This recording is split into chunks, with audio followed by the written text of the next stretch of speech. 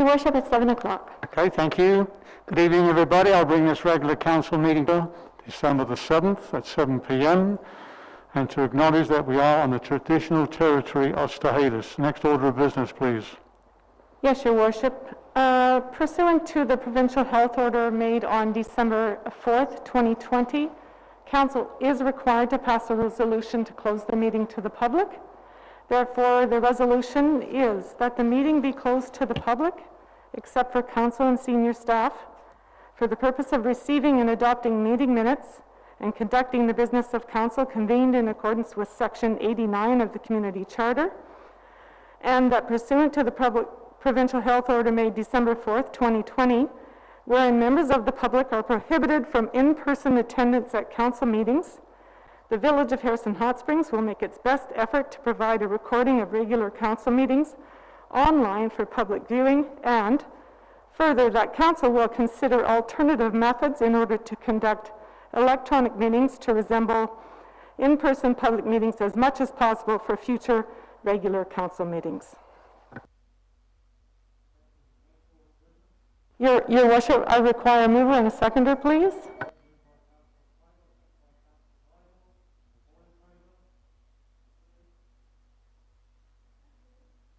Thank you, Your Worship. We'll move on to number 2, introduction of late items.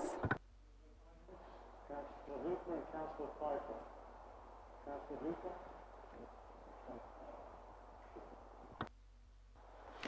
Yeah, if we could spend 5 minutes to discuss the progress of 120 Esplanade and the effect it may have in the future on some of the smaller businesses down there.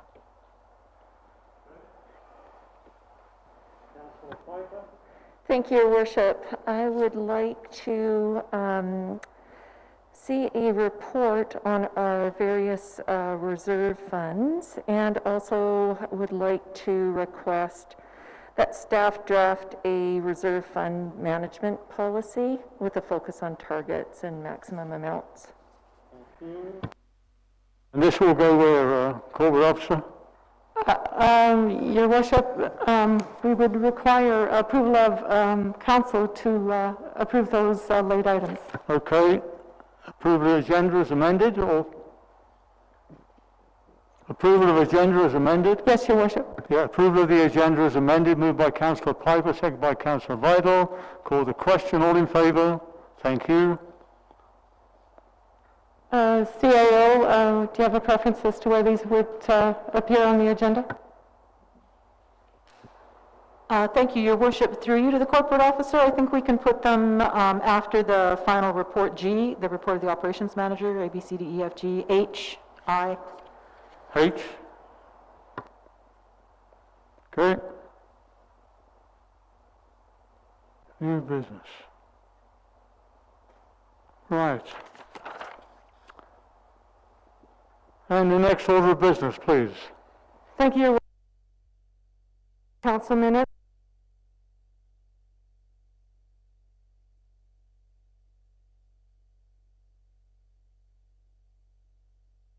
Any errors or omissions? Call the question. All in favour? Nobody opposed? Thank you. Next order of business, please. Yes, Your Worship. We have number 5, business arising from the minutes. Any business from councillors arising from the minutes? None. Thank you. Carry on. Thank you. We'll move on to number 6, consent agenda, and we have 2 items on the correspondence section.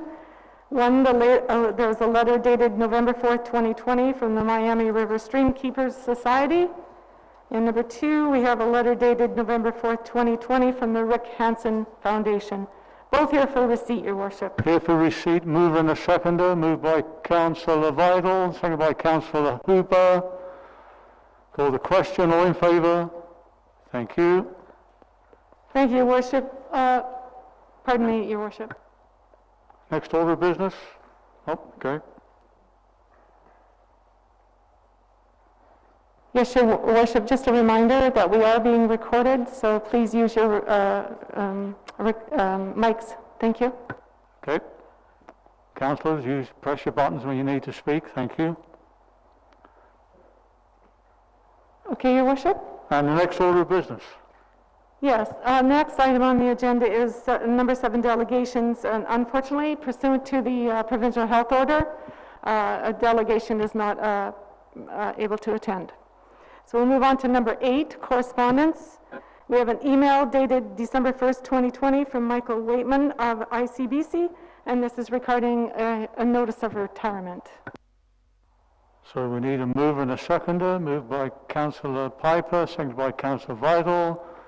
Call the question. All in favour? Nobody opposed? Thank you. Next order of business, please. Yes, that's for receipt, Your Worship. And we'll move on to number 9, business arising from that correspondence. Business arising from correspondence. Councillor Piper. Thank you, Your Worship. I would like to see 2 letters sent to ICBC, one to Mr. Wheatman thanking him for his years of service to the community and wishing him an enjoyable retirement, and one to Miss Hatch congratulating her on the new position of Road Safety and Community Coordinator and welcoming her to Harrison to maintain the village as an important stakeholder. Thank you. So we had a mover and a seconder yet? Seconded by Councillor Vital. Call the question. All in favour of the 2 correspondents? Thank you. Nobody opposed? Thanks. Next order of business, please. Thank you, Your Worship. We'll move on to number 10, reports of councillors, committees, committee of the whole, and commissions. Councillor Hooper. Good evening. On the 4th, 6th, 11th, 18th and 27th of November, I took part in the video conferences and training again with the CNIB, the Canadian National Institute for the Blind, on their tech workshops on Wireless Wednesday and Talk Friday. On the 4th, 11th and 17th and the 2nd of December, I also attended webinars held by the Tarmac Institute on innovation leadership, knowing the people and understanding their needs, helping others to understand and support themselves through COVID-19, from people to people, creating equability and resilience. On the 19th of November, I took part in the Let's Lamont Community to Community video conference. 19th of November, I took part in the telephone discussion with members of YAKE on the effects of Christmas, of being homeless over Christmas and the mental health effects it has on them. And on the 23rd, 24th and 25th of November, I took part in the CIVX video conferences. Thank you. Thank you, Councillor. Councillor Palmer. Regarding my list of responsibilities, there was no meetings actually, so my library meeting is on Wednesday. I'll be attending that. Thank you, Councillor. Councillor Piper. Thank you, Worship. Since our last meeting, on November 4th, I attended a Climate Caucus webinar. November 18th, I attended the Harrison Tourism Society Board of Directors meeting via Zoom. November 19th, I attended the Let's Meet Community to Community Forum via Zoom. On November 20th, I attended the COVID-19 Economic Recovery Task Force meeting. November 23rd, 24th, 25th, I attended the virtual civics event hosted by Civic Info BC and the Lower Mainland LGA under the event name Reimagine Local Government, Resilience, Recovery, Revolution, and the Road Ahead. On November 24th, I attended the Harrison Agassiz Chamber of Commerce AGM via Zoom. December 2nd, I attended a webinar on small and medium-sized business recovery grants, a special inclusive provincial program. And on December 5th, I was provided the privilege of ringing the bells to collect donations for the Salvation Army in Agassiz. That's the end of my report. Thank you. Thank you, Councillor. Councillor Vital. Thank you, Your Worship. On November 10th, on behalf of Mayor Pascal, I attended the Fraser Valley Regional District Regional and Corporate Services Committee. One important note from that meeting is a staff report was presented on the statistics regarding summer usage in regional district community parks, regional and community parks. The 4 months of June to September are typically the busiest months for park use, and during these months, over 600,000 were recorded recreating in the park system, representing an increase of over 15% over the previous year. Trail use has also increased substantially, and it is apparent that local parks and trails are being well utilized during COVID, and users are taking advantage of the outdoor opportunities and Dr. Henry's recommendations for outdoor exercise and recreation. On November 19th, I attended the Let's Not Community to Community Forum. And also on November 19th, I attended the Agassiz Harrison Healthy Communities meeting. And again on November 19th, I attended the Lower Mainland Local Government Association executive meeting. And November 23rd to 25th, I also attended the annual Civics virtual event hosted by Civic Info BC and the Lower Mainland Local Government Association. And on December 5th, I was also honored to help ring the bells for the Salvation Army in Agassiz. And that's my report, Your Worship. Thank you, Councillor. Next order of business, please. Mr. Worship, we'll move on to number 11, reports from the mayor. Thank you. I have a few reports here. I thought it was the case. It was a busy November like everybody else. Before I get into that, I'd just like to announce that the C.C. Garrett Lane proposal that's been going on now for over 2 years. It was 2 years in March of this 2020, has been refused. So the permit has been refused, and kudos to all the committee members who put a lot of effort into this, and all the petitions that went through to Victoria, and our MLAs and our MLA, former MLA, who was very involved in this situation, our MPs, and of course our First Nations communities as well, that were supportive of the concerns from the village of Harrison Hot Springs over a proposed mine operations there. So that was the news I received today from the Inspector of Mines. And going forward, the Fraser Health, as you probably saw on the TV now, have announced that 14 new ultraviolet germicidal robots are deployed to hospitals across the Fraser Health region to kill the viruses and bacteria.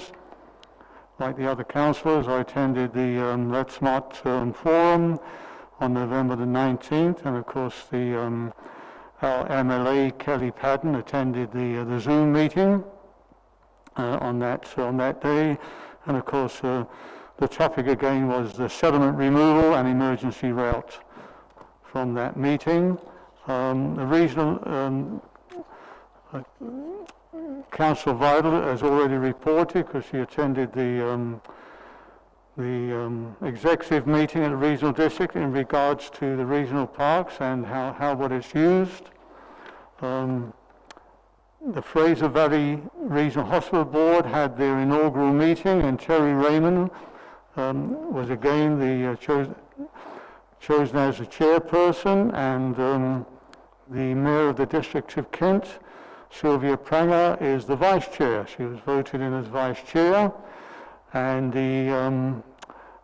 and on the main board, the board itself, Jason Lund was re-elected as the chair, and Patricia Ross, the councillor from Abbotsford, as the vice chair. At the we had a presentation at the open meeting from Dr. Martha Dow, Director of Community Health and Socialization Innovation, Chasey Hub it's called, and it's basically a healthy community is a prerequisite for a thriving community in collaboration with our founding partners, Abbotsford Division of Family Practice, Mission Division Family Practice, and Chilliwack Division of Family Practice. So she did a presentation on that, and I had the pleasure, like the Councillor Piper and Councillor Vidal, I think it was the 28th, it was a Saturday of November, for the first go at the Salvation Army cattle, and I believe that day over $1,000 was raised. A lot of generous people were coming forward. It was a pleasure to do it, and the weather was great. Today I attended a Zoom meeting to honor and say goodbye to Mike Wakeman from the ICBC coordinator I've worked with for many years as Councillor Piper over many years. Mike was a great guy, really enjoyed working with him, a real gentleman, and he brought many things to Harrison and a lot of funding over the years to help us out with our safety programs.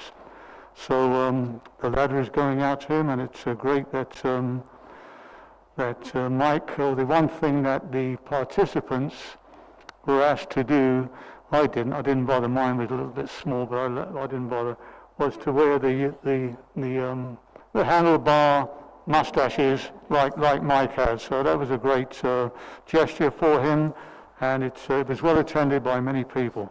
Good for Mike. And the other thing is that letters of thank yous have gone out to our new Minister for Municipalities. That's Josie Osborne, who was the former Mayor of Tofino. Great portfolio for Josie. She'll do a great job at that.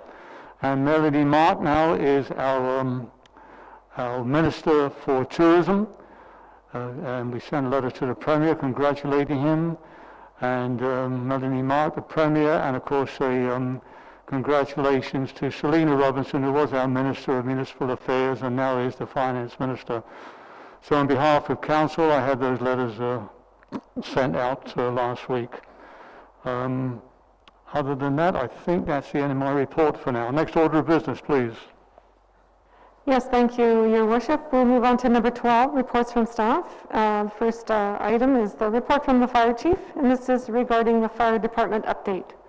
Fire Chief, page 15. Good evening, by the way.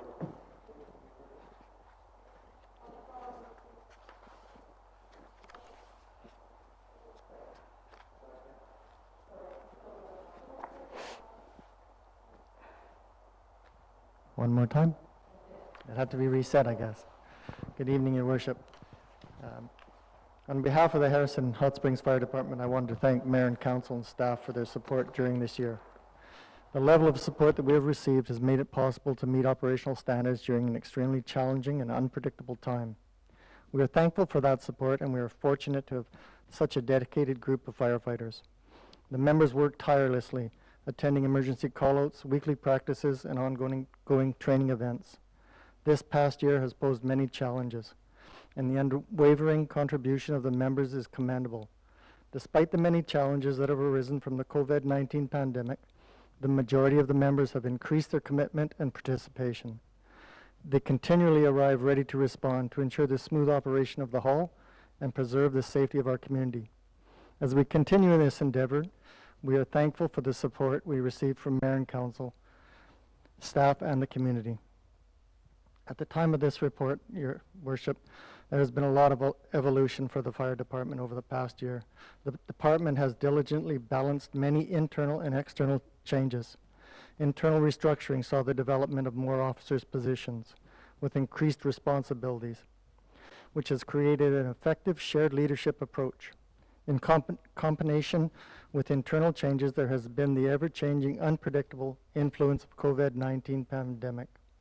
Strict adherence to evolving COVID-19 protocols continues during callouts, training, and weekly practices. In addition to adapting to these changes, the members have worked to integrate new firefighting equipment. At the time of this report, we were sitting at a currently of 16 active.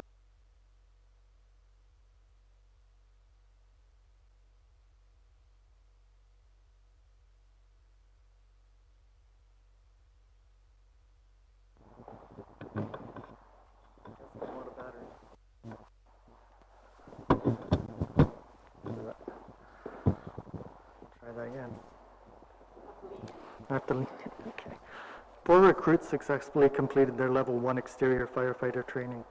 An additional recruit with firefighter experience and Level 2 interior training has also joined us. During the past year, we saw the resignation of 5 members. 2 as a result of relocating out of the area, 1 due to work demands, 1 as a result of personal circumstances, and 1 due to health-related concerns. We have requested a change to Bylaw number 1031 to allow for an increase in the number of firefighters from the current number of 23 to 26. This ensures an officer-member ratio that allows for an efficient span of control. It strengthens the department's capacity to meet the fire services needs of a growing population, and it can also help prevent any potential negative effects from attrition. The internal restructuring of the hall has seen 6 officers continue to contribute more significantly to the operation. Deputy Chief Maslin oversees training in many aspects of operations. Captain Malfit manages fleet and equipment. Lieutenant Cox oversees occupational health and safety and fire hall maintenance. Lieutenant Cox has recently taken a temporary captain's appointment. Lieutenant Fraser fills a position overseeing uniforms and personal protective gear. And Lieutenant Genest oversees equipment, recruitment, and community events. Lieutenant Jostin manages first responders' duties and responsibilities. This team approach has been a significant change, has led to a strong team approach that has improved our operational efficiency. Recruitment efforts this quarter will not involve an open house due to COVID-19. Instead, the department will rely on social media, word of mouth, a poster campaign, a newspaper advertisement, and a poster on the village information board. Recruitment efforts will likely be challenged as a result of COVID-19. We currently have 5 recruits signed up. At the time of this report, it was only 3. And we hope to see an additional community members coming forward. Just as the pandemic poses potential barriers to recruitment, we need to prevent any potential negative effect on retention. It has been previously noted that the retention of paid-on-call firefighters is of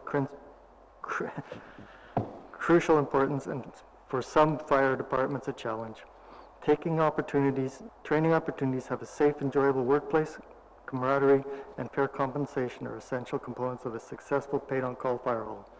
We have been fortunate as a department to have had a relatively stable membership, and we need to continue to ensure we are proactive in this regard. The COVID-19 protocols provide challenges to camaraderie and social interactions amongst the members. In conjunction with the officers, we will continue to look at creative ways to recruit and retain members. We would welcome Mayor, Council, and staff's ideas towards these efforts. Out of this, we have a recommendation. It is recommended that the Council approves the changes to the bylaw to allow for 3 extra firefighters. There have been several ways in which the pandemic has interfered with fire hall operations. In March, the hall was closed for several weeks, with the exception of the completion of truck checks and the commencement of online training. Changes to operational guidelines have been ongoing, as new protocols are integrated for call-outs, practices, and training events. In addition, there has been an increase in hall sanitization, constant wearing of masks, physical distancing, increased PPE costs, and limited use of the hall. Lieutenant Jostin's assistance and expertise in implementing COVID-19 has been extremely valuable. Emergency call-outs. The software program for statistics is now being used as fire station software. This changes the categorization of the data. This software program will provide more detailed information data. It will be a valuable tool that can track a range of information on call-out, statistics, training records, member information, Alipc inspections, equipment inventory, and maintenance requirements. Year to date, as of November, there had been 68 emergency call-outs. These calls are categorized within 4 general types: fire calls, duty calls, burning complaints, and EMS. They range 22 different incident types and include fires, vehicle accidents, public assistance, resuscitations, public hazard, and alarm calls. The Alipc inspections are completed to identify hazards and pre-planning at local businesses and municipal buildings. The Alipc program is designed to ensure the safety of first responders, improve the safety of the public and occupants, and ensure proper operation of fire alarms and suppression systems. Thomas Redden, our inspector, has established a good working relationship with the business owners and works in partnership with them to rectify deficiencies. From January to November 1st, 2020, inspections were completed at 63 businesses and 11 other locations. From January 2020 to October, a total of 128 hours was spent in LAFC inspections. Training has included completion of the RTP 8 recruitment class training of 4 new recruits to NFPA Exterior Fire Level 1. As previously mentioned, training is managed by Deputy Chief Maslin. His knowledge is vital to the success of the in-house training program now in place.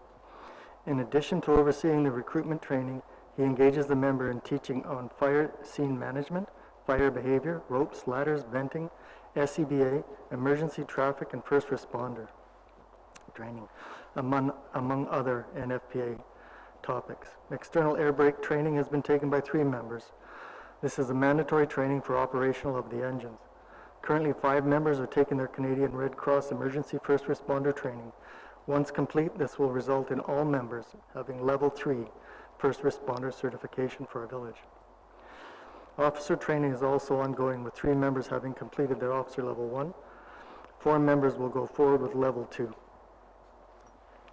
For community involvement, participation in community events has significantly limited due to COVID-19 pandemic. The members were able to participate with Agassiz Fire Department in the Agassiz-Harrison Community Service Backpack event. Captain Maslin and I met with the Agassiz Fire Department to discuss ways to collaborate and train together. Several members have also attended fire department members' examinations and new truck that Agassiz was looking at. The next collaboration with Agassiz members will be to review the fire suppression needs of all of the large buildings within Harrison Hot Springs. This will begin with a site visit to the Harrison Hot Springs Resort and Spa as COVID-19 restrictions ease.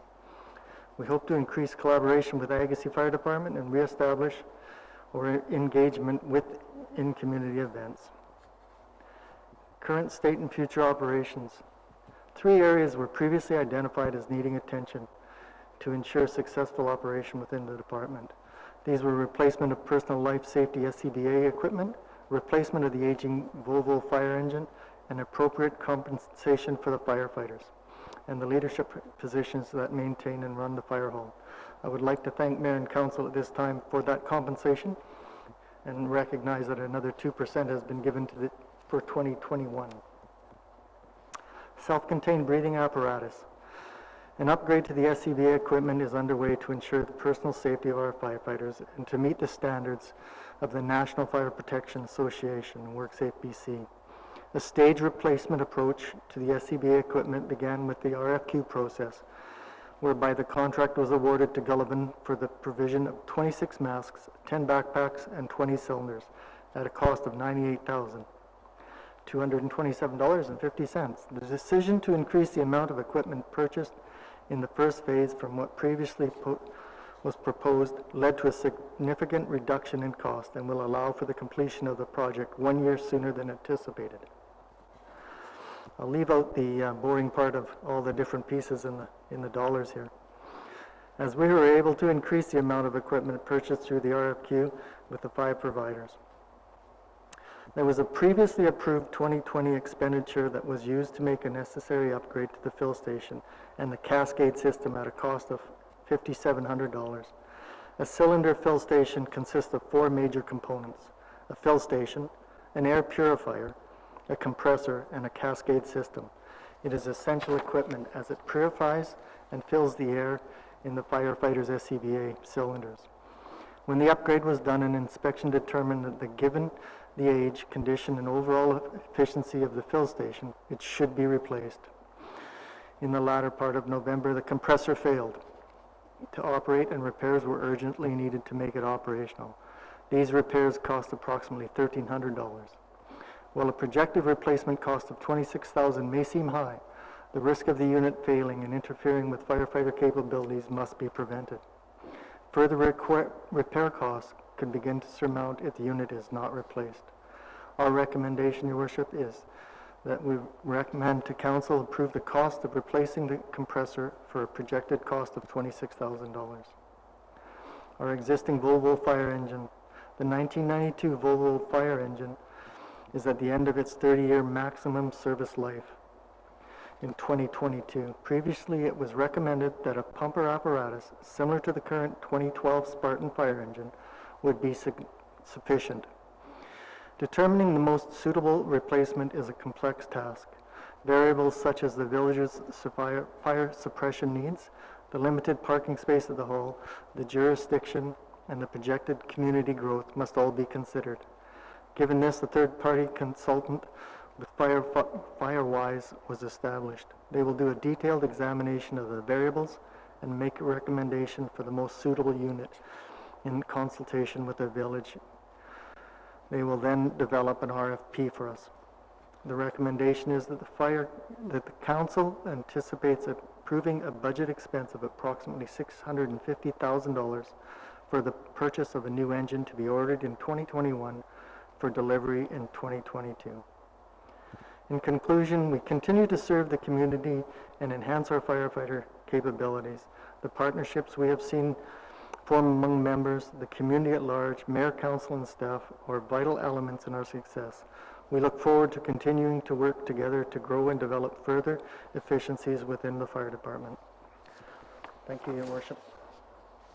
Thank you, Chief. Before I hand it over to Council, I just want to thank you for the report this evening and compliment you on the work that you've carried out since becoming our Chief, and the recruitment situation that you've got going on. I'm impressed with the level 1 4 firefighters, and I really like the idea of the collaboration with the Agassiz Fire Department moving forward on certain projects. That's something I think that's is very good, and overall the recruitment is moving reasonably well, I believe. I know the other evening we were together and we recruited 2 people. I don't know whether they came forward or not. 50%, Your Worship. Thank you. Councillors, have any comments for the Chief? Councillor Piper. Thank you, Your Worship, through you to the Chief. Fantastic report, and thank you for all the detail. That really helps not only us here at the table, but the community as well understand the workings and the background with the fire department. I just want to send a thank you as well to you, Chief, for your strong leadership, as well as to your members for all of the work and bravery that they've shown through COVID. It's been a big change, and my heartfelt thanks out to you and your members for that. In your report, you did ask for or welcome Mayor and Council's input on recruitment, and later in the agenda we'll be talking about a Zoom account. So if that goes through, that may be an option for the fire department as well. I'll leave that up to you and staff to discuss, but that could very well be a good tool to utilize for fireside chats or something along those lines to enhance recruitment. And also with our Bang the Table platform, that may be a useful tool as well. There's lots of little nuggets in that platform that may be of assistance, but I'm probably overstepping on that, and I'll let you discuss that with staff. But like the mayor, I just want to send you my deep heart thanks for bridging the relationship with the Agassiz Fire Department and all of those opportunities that you guys are moving forward on. That is really, really great, and I'm just thrilled to see that bridging. So thank you so much, Chief. Councillor Hooper. Good evening, Chief Todd. The council's approved lately some large workshops, one with a second dwelling above it. Is there any concerns you have about what would be stored below these? Would you like to see a fire suppression unit come in on these? Would you like a list of what chemicals, how much gas, propane cylinders, oxygen cylinders are stored within these premises in case there's a fire and your men have to attend? I'm not sure the protocol and how to speak to you, but as we move forward, what the fire department will be requesting mayor and council to consider is requesting or moving forward with a fire safety plan for all businesses within the village.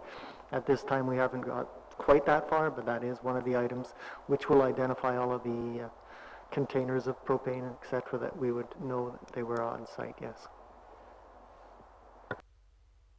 Yeah, it'd be nice if you could sit in on the OCP when we come to redo that and actually give us your concerns on how to address these problems. As I say, fire suppression units, or definitely a list of chemicals and noxious materials being stored within them for the protection of your own people. Thank you. Any other councillors? Councillor Vidal. Thank you, Your Worship. Through you to a fire chief. Thank you for this excellent report, Fire Chief, and then the detail that you have provided is certainly going to help us when it comes to making some decisions which appear later on in the agenda. I'm sure you're aware of my previous life, and I want to commend you for your leadership and for your progressive vision with our fire department. I also echo Mayor Facio and Councillor Piper's comments on working collaboratively with Agassiz Fire Department on some joint ventures. And I also know that fire safety plans and MSDS safety sheets in businesses is of utmost importance, not only to the businesses but also to the fire department, who may find themselves needing to attend for a particular reason. I know that COVID has been difficult for the fire department, and I'm well aware of the social and camaraderie that is very much part of the fire department. I miss it to this day, but please extend my appreciation to your crews for the outstanding work they have done during these difficult times. I do have one question that you have not alluded to in your report, but perhaps you can provide an update, and I've brought this up a few times. I know that there had been some difficulties with communication and radio transmissions due to the placement of some towers, and wondering if that has been rectified through ECOM, or if you could provide us with an update on that. Thank you. In the past week, one of our members rode with the Fraser Valley Regional District testing radios all through Harrison and partway to the breakwater. That report is going back to them so that they can review what is required. We're looking at changing our pagers, or portion of our pagers as a test first, to the Hemlock Tower off of the Green Chair. So we'll be running part of those as well to ensure that we get a better reception. The next step will be, once the report is done, to see where a drop channel is required for Harrison. Thank you, Chief. It looks like there is some, progress being made, so I appreciate that update. Thank you. Thank you, Your Worship. Thank you. Councillor Palmer. Just don't want my silence to be viewed as a lack of gratitude. You're doing a great job. And I just wanted to say that the fire department is doing well, and you're doing well, just exactly like we knew you would when we put you in that position. We knew you'd be successful. Thank you. Thank you. And again, thank you, Chief, for coming out this evening and making your report, and all the best moving forward. Thank you.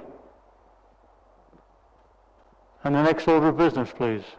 Yes, Your Worship, although the fire chief's report has indicated some recommendations in it, his report is received for information, and the recommendations will be dealt with at subsequent reports that are on the agenda this evening. Your Worship. Motion for receipt of the report moved by Councillor Vidal, seconded by Councillor Hooper. Call the question. All in favour? Thank you. And next, please.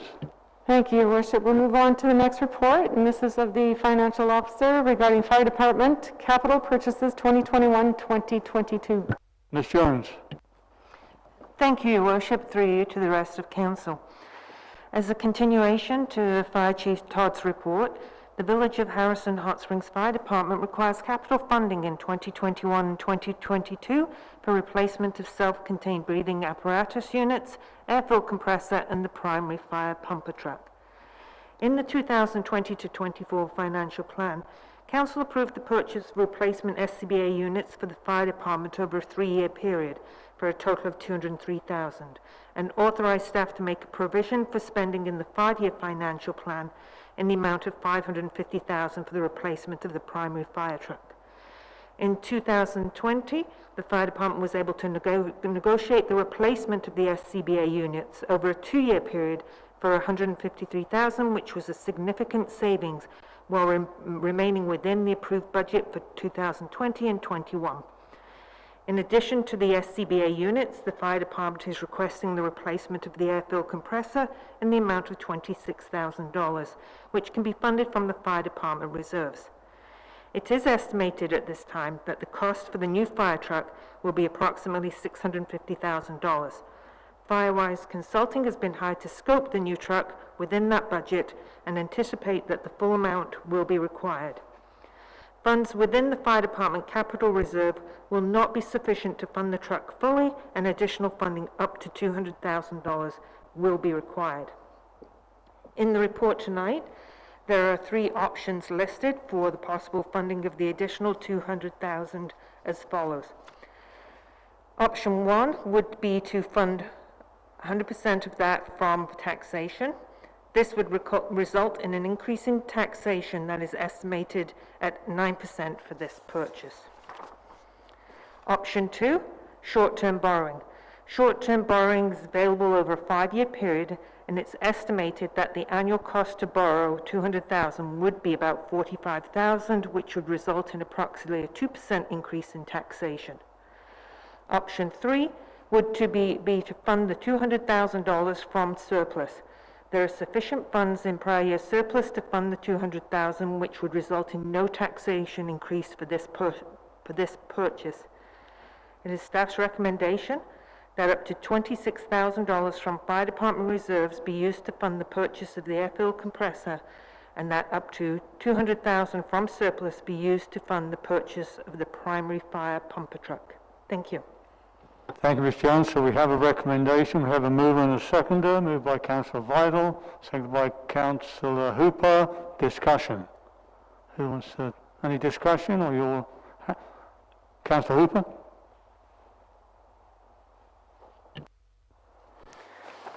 Yeah, we've got the 3 options here. I'd like to go for option 3. Although the problem is that if we take 200,000 out the surplus funds, we leave ourselves short should anything else comes up. I mean, is there more than enough to cover this? Jones? Your Worship, through you to Council, currently the balance in the surplus, the general surplus account, is $2.7 million. It's anticipated, due to some expenditures that didn't occur during 2020 because of COVID, that will increase this year. Thank you. In that case, I'd like to propose option 3. Thank you. Comments from councillors? Councillor Palmer. One, support of option 3. Just again, so that I understand the process, we're determining tonight that we want to move the 200,000 from surplus. I would then think that when we approve a budget, we'll have to see this again when we approve a budget for this year, showing the actual expenditure. Is that correct? Thank you, Your Worship. Through you to Council. At the time of budget, we will be adding in a placeholder for this $650,000 purchase, and we will be funding, should Council go ahead with the $200,000 from surplus, it will be funded from reserve for the initial amount, with up to $200,000 from surplus to complete the purchase. Thank you. Thank you.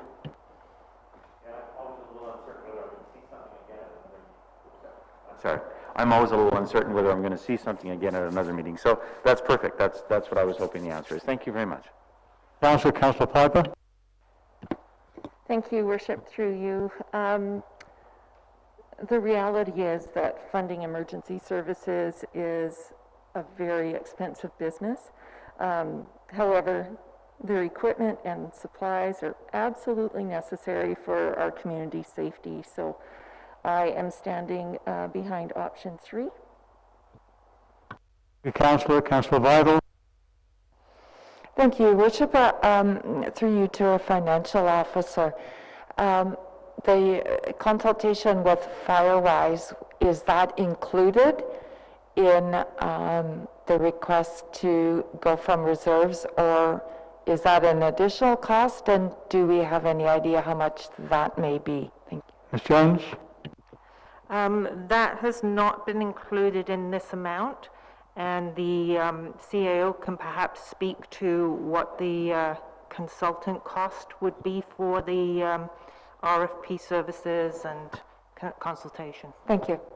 I believe the Fire Chief has some comments. Yes, Your Worship. I believe the funding will require about $3,000. From this year's operating budget, yes. Thank you. Does that answer your question, Councillor? Okay.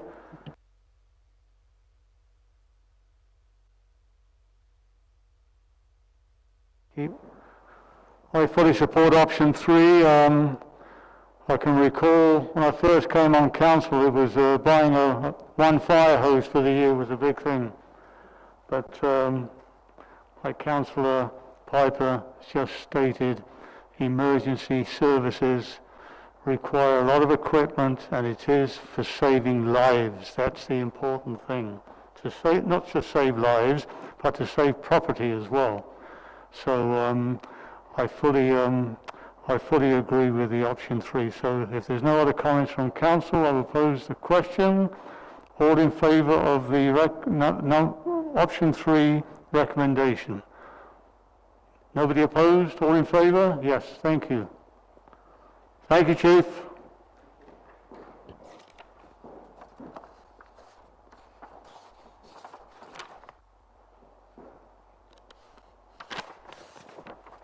And the next order of business, please. Yes, Your Worship. We'll move on to the next report. That's the report of the financial officer regarding the 2020 audit plan. Ms. Jones. Thank you, Your Worship. Through you to Council. As we have every year, the auditors do arrive to do an audit of our financial records. This year, this document is the 2020 audit plan. The audit this year will be done virtually due to the COVID-19 pandemic. And so BDO Canada has provided this planning report for Mayor and Council, and it's presented here for Council's information. Thank you. Chair for info, any questions from council on this? No? Do you need a mover for this? No? No, it's just here for info. Thank you. Next order of business.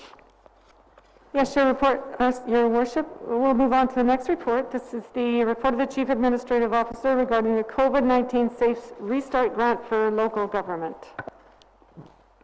Ms. McDonald. Yes, Your Worship, through you to the rest of Council.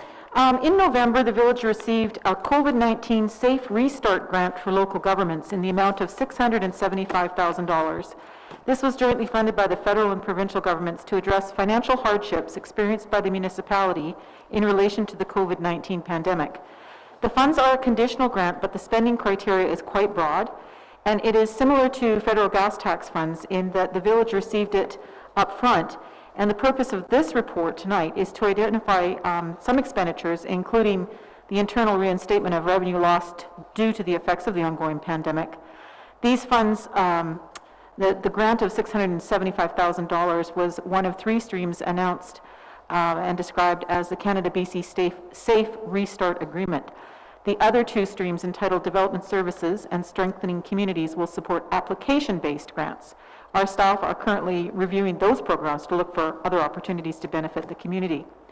But with respect to this conditional but front-loaded COVID-19 Safe Restart grant for local governments, the criteria includes addressing revenue shortfalls, and that can be backstated to 2020 revenue shortfalls that have already been experienced, facility reopening and operating costs, emergency planning and response costs, bylaw enforcement and protective services, computer and other electronic technology costs to improve interconnectivity and virtual communication. So, as you can no doubt imagine, there are quite a few costs that we incurred in 2020 that we will be able to reclaim through these funds.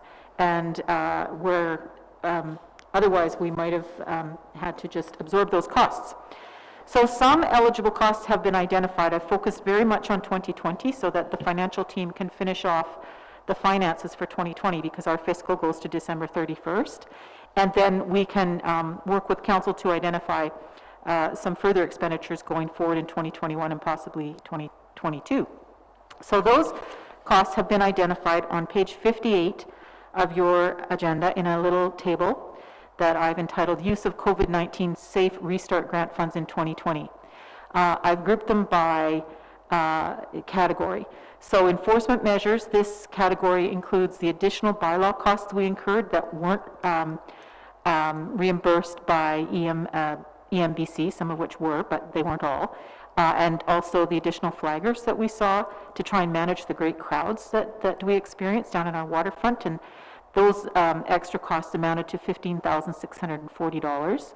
There was the cost of the physical distancing measures, barriers and signs, being $6,710. Additional sanitation measures, and this includes supply and labor, tipping fees, basically extra tipping fees for garbage and extra labor for garbage, because we had these massive crowds as people were forced to recreate in our backyard instead of traveling. And there's a report going forward further in the agenda about a restart grant to the Harrison Festival of the Arts. I've included it in this this table for the purposes of providing you a snapshot of what we intend to do in 2020. But the Harrison Festival didn't get their $15,000 from us through RMI because they didn't do an event. But they later in the agenda you'll see they have asked for $15,000 to help them restart, and the funds are very critical to them. So this fund is tailor-made for that type of request. We also can go back and reinstate some lost revenue. We lost approximately $5,000 in water fees, $10,000 in sewer fees, and almost $25,000 in facility rentals, and that includes the revenue that we're not realizing on skate rentals at the rink, which is not going to open in 2020. So all in all, we're looking at repurposing $167,200 from the COVID-19 Safe Restart Grant funds back to the 2020 financials. So my recommendation is that is a little more general than that, in case once Tracy does the accounting entries, the dollars and cents aren't absolutely exact to that, but it's in that area. And my recommendation is that 2020 revenue shortfalls and additional costs incurred in 2020 as a consequence of the COVID-19 pandemic be reimbursed to the village through the funds received through the COVID-19 Safe Restart Grant for local governments. Thank you. And we have a recommendation moved by Councillor Palmer, seconded by Councillor Piper. Discussion. Are you happy? Oh, Councillor Bylaw. Thank you, Your Worship. Through you to our CAO. Just for some clarification, under the table that you provided and lost revenue under general fund from the rink and facility rentals, regarding the skating rink, does that include any sort of like expenses that occurred because, from what I understand, we had to cancel the contract for the skate rental and the concession stand? Yes, Donald? I'll turn that over to the financial officer to answer that. Yes, Your Worship, through you to the rest of council. This amount of lost revenue is revenue we would have used to pay those expenses, so by recovering the revenue, we essentially have the revenue that would have been used to pay that type of expenses, that we were still responsible for them. All right, thank you. Any other questions? No? Okay, I'll call the question. Oh, sorry, Councillor Piper. That's okay. Just a comment. I mean, back to the higher levels of government, the province and the feds, thank you. A huge thank you. And thank you, and thank you. Nice. We need it.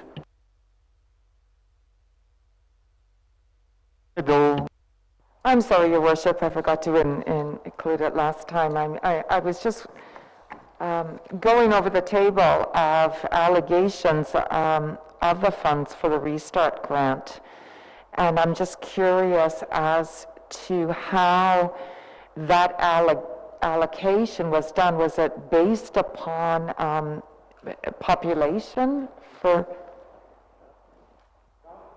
Yes, Your Worship, through you to council, it is population-based. All right, thank you.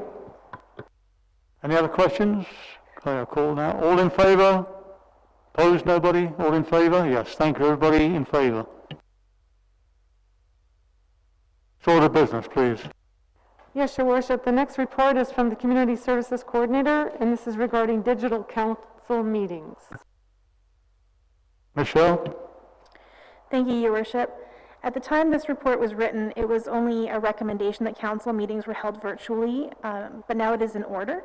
To comply with this public health order, arrangements can be made to host digital council meetings over the Zoom platform. The proposed configuration is to have council and the public attending via Zoom on personal devices.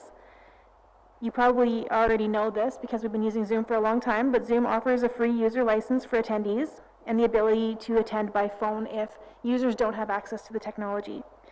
Meetings will be attended in person in Memorial Hall by staff only, who will comply with safety protocols that are in effect for workplaces. The meeting would then be moderated by a staff member or contractor to be determined. Question period will be open to all attendees, and recordings of all meetings will be made available on the village's YouTube channel. The financial implications of this total up to approximately $5,850 for the proposed configuration. And these funds would come from the COVID-19 Safe Restart Grant for local governments provided by the province, and I believe that total is already included in the previous report. The recommendation is slightly different than what you have here in your report, in that now that it's an order to close the meetings, the first part is redundant. So the recommendation is that a budget of up to $6,000 in 2020 be authorized to be funded by the COVID-19 Safe Restart Grant to implement digital council meeting capabilities, and further that a budget of $2,000 in additional labor costs be added to the budget for 2021 to provide technical support for public digital meetings to be funded by the COVID-19 Safe Restart Grant. Thank you. Thank you. So we have a recommendation excluding the first part, moved by Councillor Piper, seconded by Councillor Vital. Councillor Piper, discussion. Thank you, Worship. Through you to staff, I just have one question in regards to the Zoom license. I know 100 participants sounds like a lot, but our population is much greater than that. Are there other prices available as you climb up from 100 participants? For us to add on the large meeting plan, it's $804 per year, and this includes up to 500 participants per meeting. Thank you. I would like to see an amendment and include the $804. I'd like to put that to council to discuss. So the amendment is, What's the difference there between the 250 and 804? I'd like to see the Zoom license increase to the $804 per year. thank you, and the administrator has a comment? Yes, might I suggest that the motion be amended to, the recommendation be amended to read that a budget of up to $7,000 in 2020 be authorized to Fine cover with you, that. Councillor Piper? That's beautiful. Thank you. Thank you. So that's, any further discussion? So on the with the amendment, Councillor Whiteley, you have a comment?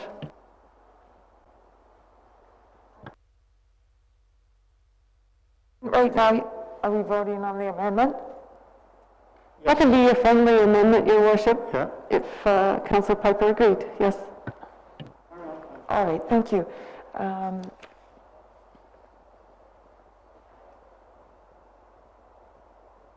I just have a question through you, Your Worship, to staff.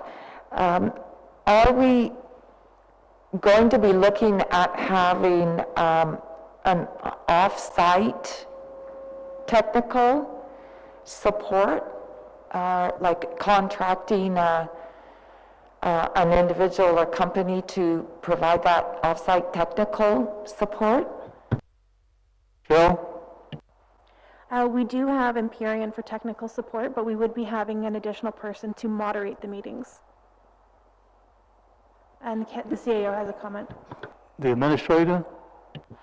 Yes, Your Worship, I just would like to seek clarification. Were you asking about support, in-house support for individual councillors with their home technology?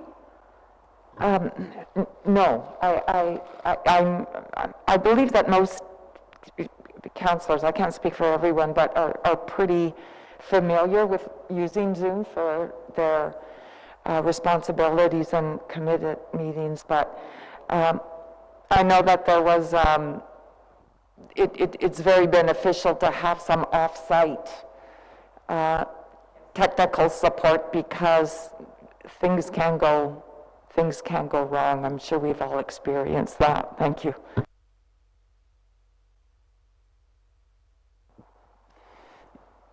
Yes, I'm having trouble hearing with everyone with these masks on. Everything's muffled.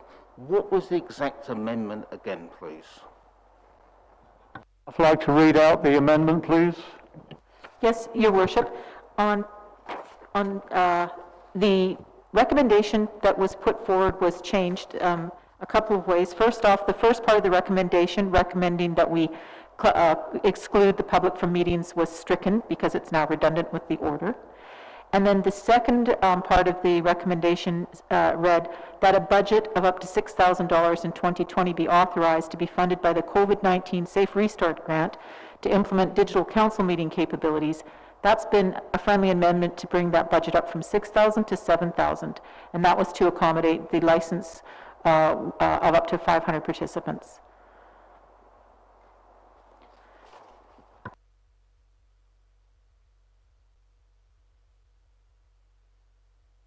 So Palmer?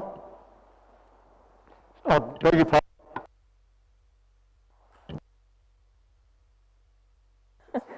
Sorry, I just have a comment. Thank you, Worship. Back to staff, I just want to send my thanks back to staff for pivoting so quickly and getting this ready for us in such a timely manner. So I send you my heartfelt appreciation and thank you for another great job. Thank you, Councillor. Councillor Palmer. Thank you. Just to resolve my confusion. So we're going to go to Zoom, which is great, anything that's transparent, and we're not going to meet here. We're going to be at our residences and doing it with Zoom. All right, that makes sense. And then the original recommendation was that in-person council meetings be suspended at such time as the provincial health officer deems council meetings to be a safe event for the public. But that's now been taken out of the recommendation, is that right? but that's not my reading. I thought what I saw earlier indicated that we could have in-house, or we could have in-person meetings, but we're not allowed to have the public. So I'm confused. I don't view that it is redundant, unless I missed the point. I did not see anything in there that said we couldn't have council meetings in a council room or in this. So I would have thought that that section is still necessary if you plan on suspending face-to-face council meetings. I did not think that's what the provincial health officer said.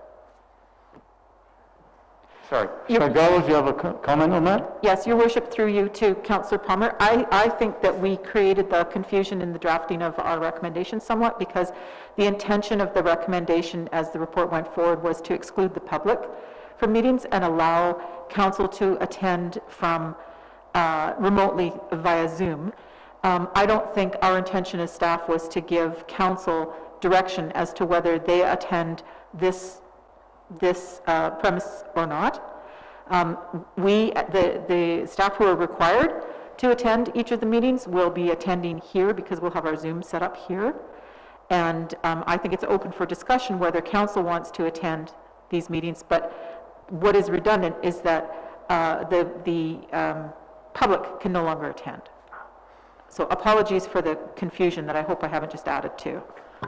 For Palmer. Thank you. That solves my confusion. So, in fact, we could, if we all chose, we could be doing this at our next meeting. We can come and do this, or I can stay at home and do Zoom.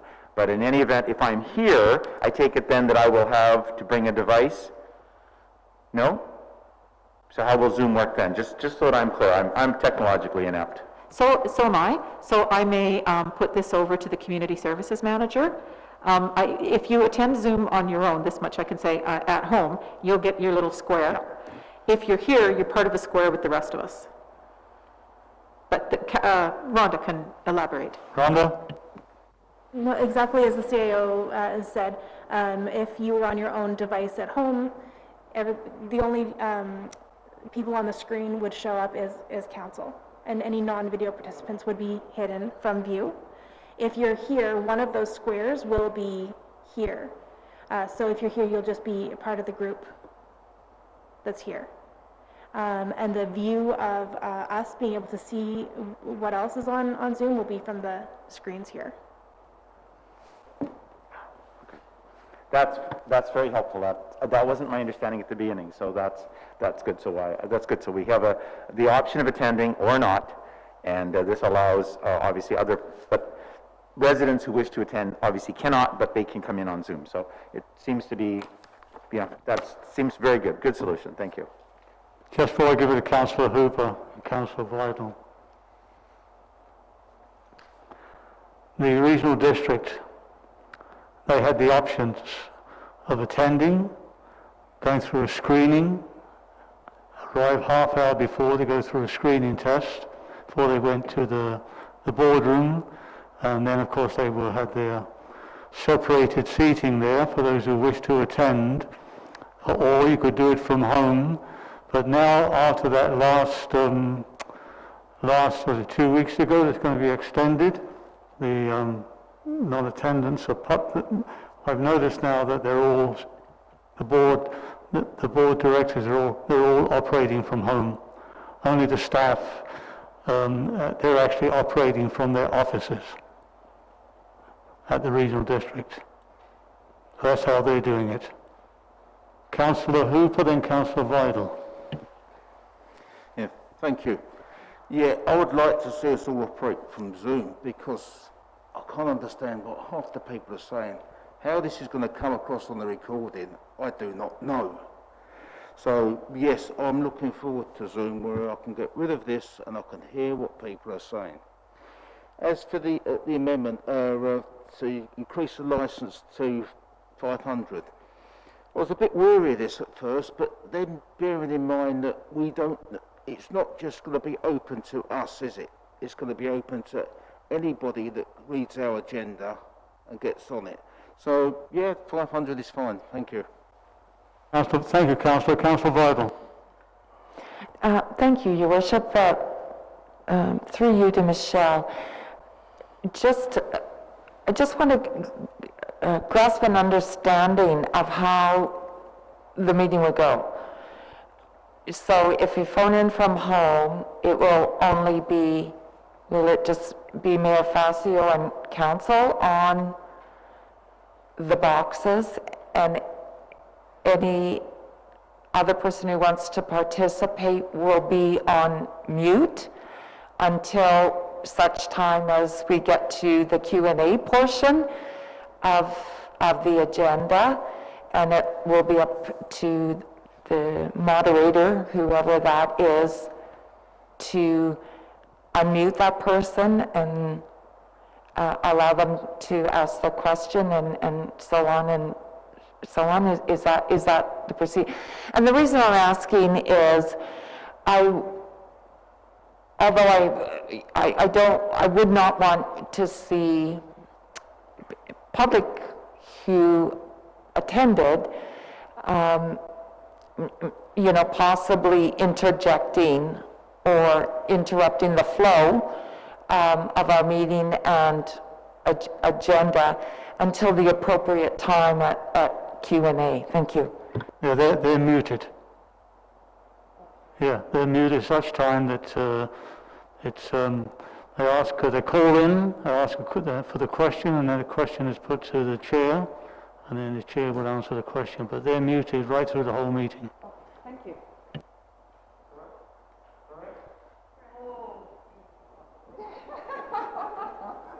But who else? Is that everybody? Okay.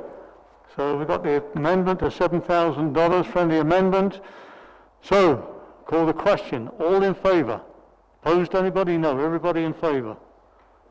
Is that enough, Deborah? Next order of business, please. Yes, thank you. We'll move on to the next report, and this is also from this is from the Chief Administrative Officer regarding the Harrison Festival Society request for funding. Ms. McDonald. Yes, Your Worship, through you to Council, I touched on this earlier in the COVID-19 Restart Fund grant report. The Harrison Festival Society did not receive their $15,000 in RMI funding for us due to the fact that they couldn't put on the event. However, the funding is still very important to the festival's funding model. They leverage it. It's important that they're able to demonstrate that they receive local government financial support. Unfortunately, the BC COVID-19 Safe Restart Grant is intended to meet such needs. So the recommendation is that $15,000 be provided to the Harrison Festival Society in 2020 to be funded from the COVID-19 Safe Restart Grant for local government. And we have a recommendation moved by Councillor Piper, seconded by Councillor Palmer. Discussion. Councillor Piper. Thank you, Worship. I'm hoping you'll be okay that I go off script for a bit, but I don't think we can begin to speak to this without acknowledging the devastating news of the passing of Ms. Phyllis Stinson. My heartfelt and deepest condolences go out to Ed and family, and to the Harrison Festival family, and the arts community for their loss. I've always held Phyllis in high regard and deep respect, and she taught me a very valuable lesson in my first term that I've always held close to my heart. So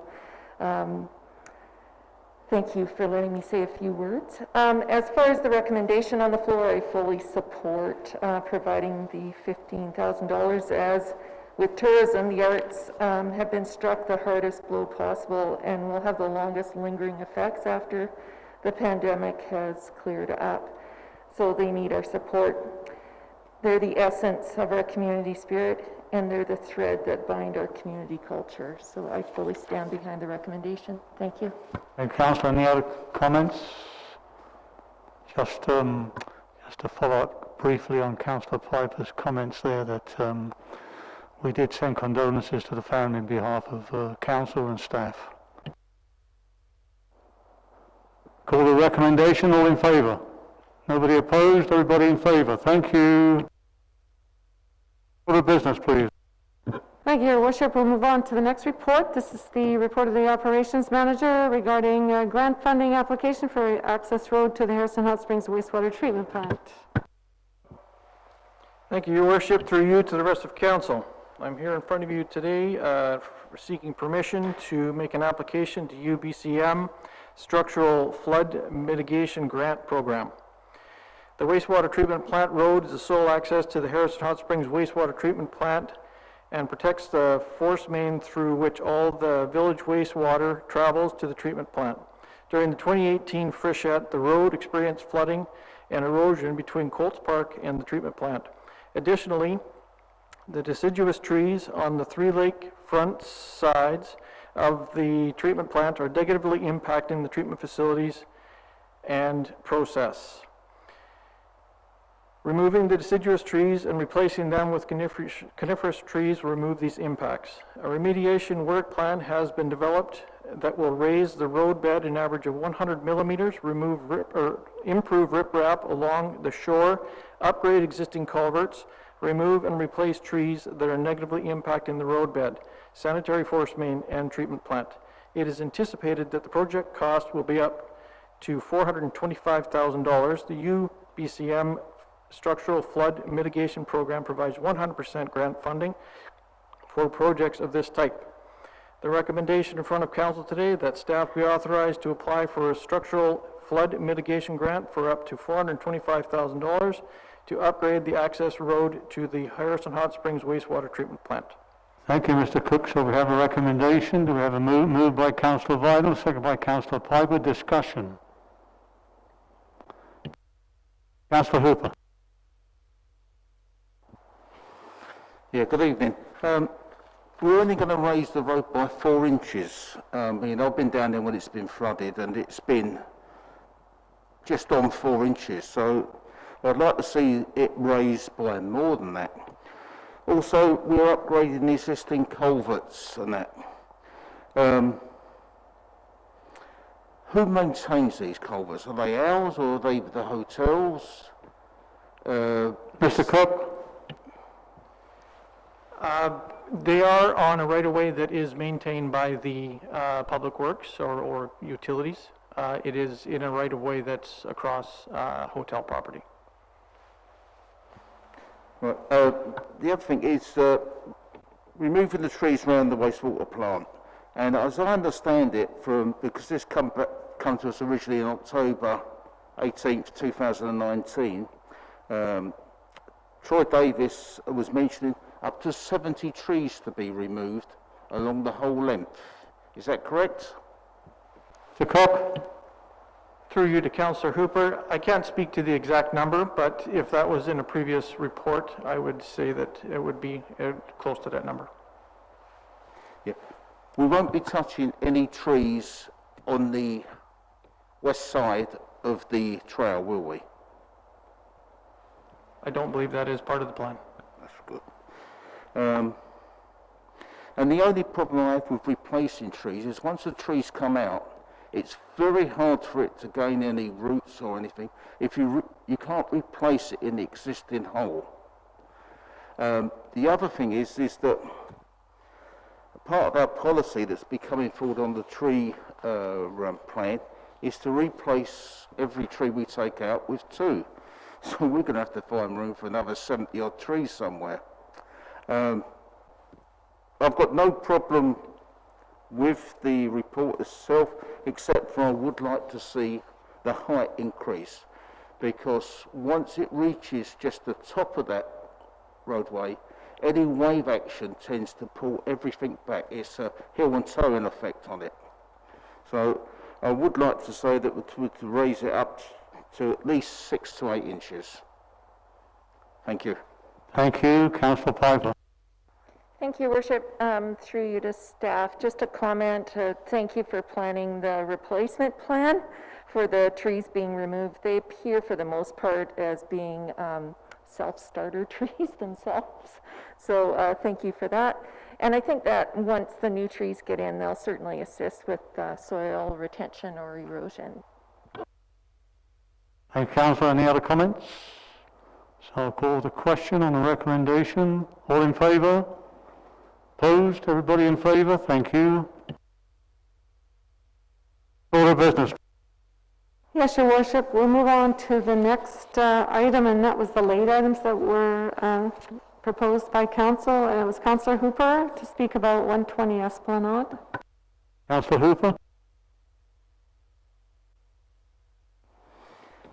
Yes, I've been watching the development at 120 Esplanade, and having the extensive experience with crane operations back in the UK, as this building increases on height, the size of the crane, the outriggers, and the vehicles delivering to it are liable to want to close down Lillooet or St Alice, which is going to mean that Esplanade won't be able to be a one-way. Now, this is going to have a negative impact on the businesses. I've spoke to two of the business owners already. They approached me on this. If we have to suspend parking along Esplanade. Now, I'd like to see if we could, if the operations manager or the CEO could talk to the developer, see their critical path drawing, work out when and where they're going to have any large crane operations, and whereas we can have these of a night time. I know it will affect the hotel residents, but it will save our businesses. Have these operations carried out between the hours of 10 and 8 in the morning. Thank you. Thank you. Before I give it to the CAO, you have to remember also, Councillor, that the hotel is a business as well. Your Worship, through you, thank you. If you did redirect those business operators to the village office with their concerns, I thank you for that, because I've heard from people. And certainly, we are anticipating receiving a traffic management plan, and we'll take those concerns into effect. Somehow the rumor went out there that we were turning Esplanade into a two-way street, and at the expense of business parking there, and of course that got people concerned. So I'll just turn it over to the operations manager at this point for further comment about how the traffic management plan is. Mr. Cook. Thank you, Your Worship. Through you to Councillor Hooper. I've been in regular conversation with the site superintendent, and as a matter of fact, I have a planned meeting with him tomorrow. We have discussed at length your exact concern for pumper trucks and cranes. We do have a plan, and again, as the CAO did mention, there is a forthcoming traffic management plan. We haven't seen it to date, but the plan is to keep traffic flowing as best as possible. Obviously, it's part of the transit route, so we don't want to affect transit if we can.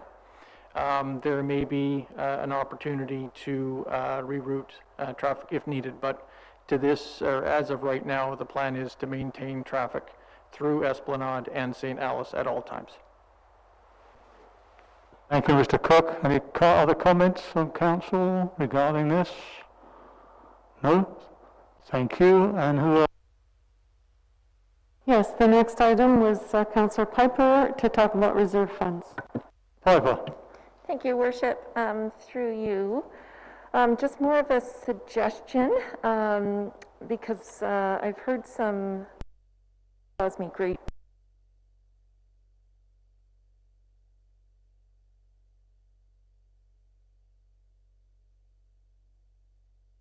a variety of reserve funds back to council.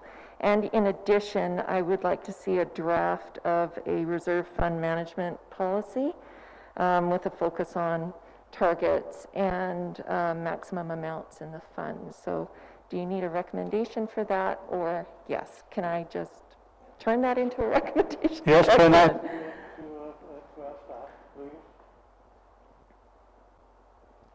Yep, recommendation. Yep. Is there a seconder? Seconded by Councillor Palmer. Any further discussion?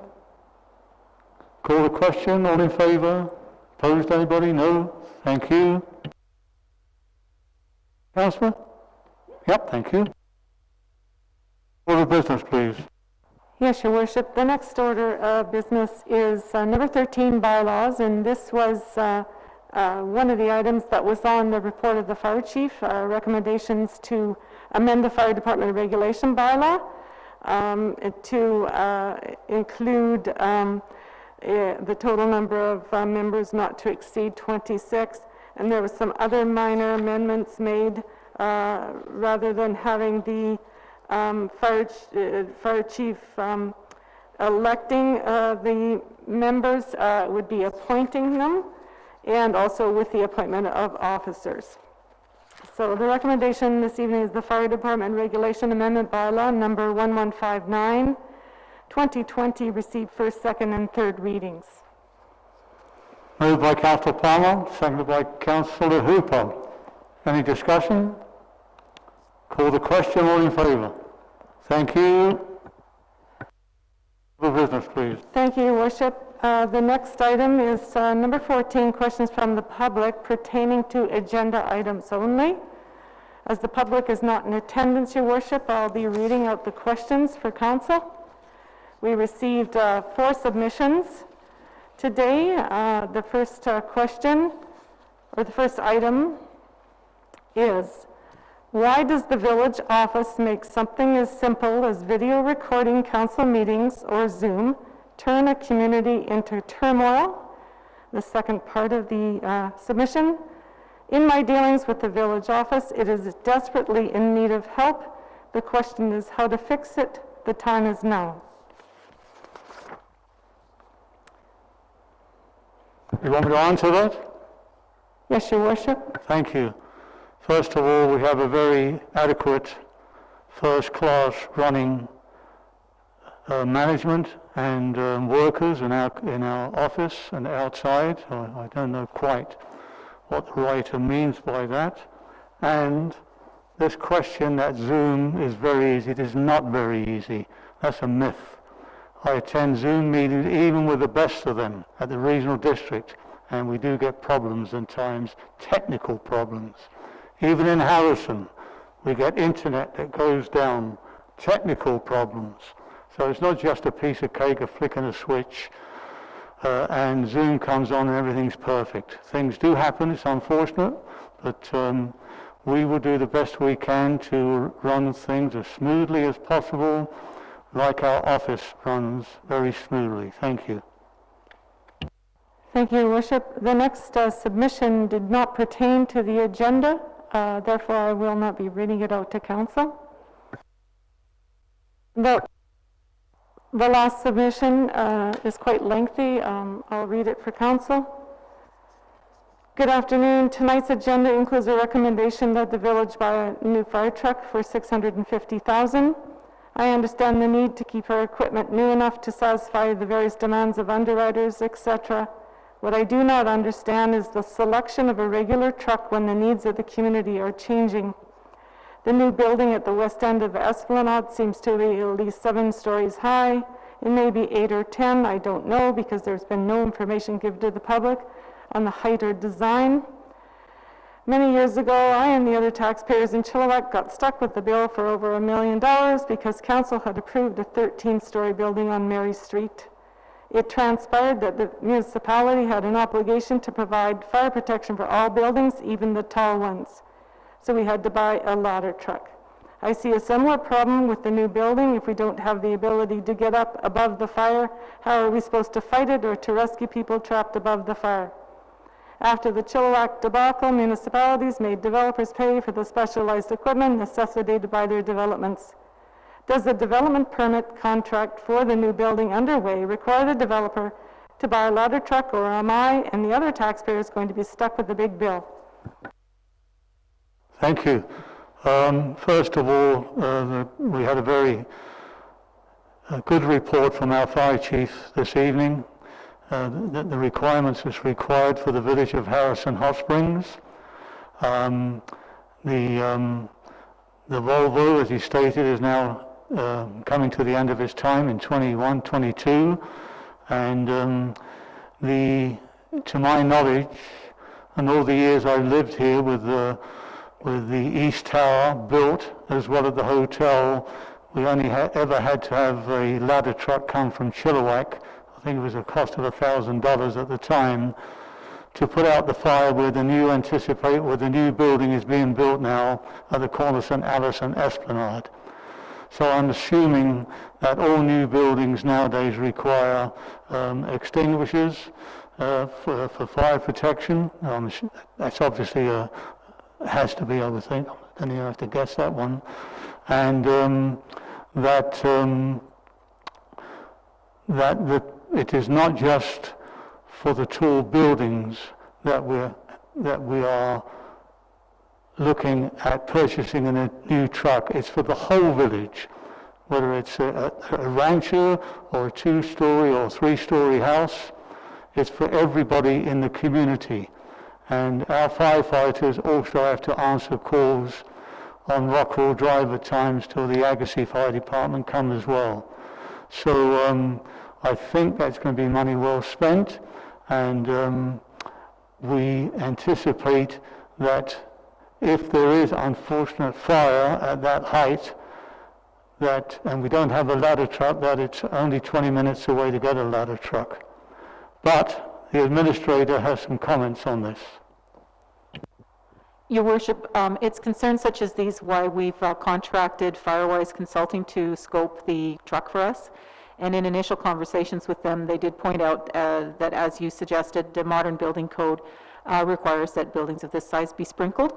So they'll take all of that into account when they give us their recommendation. Thank you very much.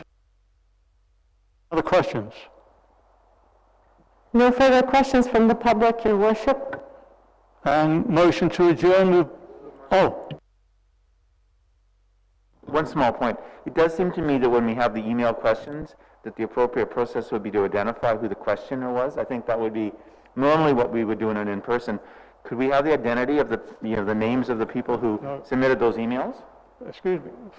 When we do have questions from the public, they do not give their names. They're not supposed to. We only have names and addresses at public hearings. But unfortunately, a person that we know very well always likes to give his name and address, and I've told him in the past he doesn't have to, but he continues to do that. Am I correct? Your Worship, it is not a requirement to state your name and your address, but if council wishes, I can provide the name of the individual. If council wishes that, it's up to yourselves. But we don't. So we don't do it at the regular council, except for one person, of course. It's just at a regular council, I can see the person asking the question. So it does seem to me to be significant. Not that the question means more or less by who the questioner is, but it's helpful to know who has that concern. Okay, that's fine. We wouldn't have any problem with that. It's fine with you, Corporate Officer? That's fine, Your Worship. The first submission making the statement about the village office was Ed Wood. The second submission, of course, was not introduced into the agenda because it did not pertain to the agenda. And the last submission I just read out was from John Allen. Thank you. Is that it? Correct, Your Worship. Motion to adjourn. Councillor Palmer, Councillor Piper. Call the question, all in favour. Thank you very much, everybody. Council and staff, a good meeting. Thanks.